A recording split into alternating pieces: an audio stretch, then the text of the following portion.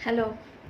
நம்மள ஒரு சில பேருக்கு ஒரு ஹேபிட் இருக்கும். என்னன்னா, நான் எனக்கு எதையும் வந்து மனசுல வச்சுட்டு பேச தெரியாது. எதுவா இருந்தாலும் நான் வந்து முகத்துக்கு நேரா சொல்லிடுவேன்.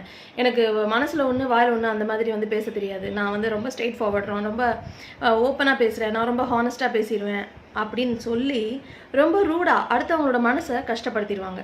அத பத்தி யோசிக்க கூட மாட்டாங்க. ஏன்னா நான் அப்படிதான். மத்தவங்கள மாரி மனசுல வச்சுட்டு வாயில சிரிக்க சிரிக்க பேச வேண்டாமே அப்படியெல்லாம். ஆனா, அது வந்து ரொம்ப ரொம்ப தப்பான விஷயம். 2க்கும் நடுவுல ஒரு அதாவது நம்ம வந்து உண்மையா பேசுறதுக்கும், ஒருத்தங்க கிட்ட ரூடா நம்ம முகத்துல அடிச்ச மாரி பேசுறதுக்கும் நெறைய வித்தியாசங்கள் இருக்கு. இப்போ யாரோ ஒருத்தங்க நம்மகிட்ட வராங்க. வந்துட்டு அவங்களோட ஒர்க் இல்லன்னா அவங்களோட ஏதோ ஒரு விஷயத்த நம்மகிட்ட அ காட்டுறாங்க. காமிச்சுட்டு ஒரு ட்ரெஸ் ஆகட்டும், இல்ல அவங்க வாங்குன ஒரு பொருளாகட்டும், இல்ல அவங்க பண்ண வேலையாகட்டும், காமிச்சுட்டு "இது எப்படி இருக்கு?"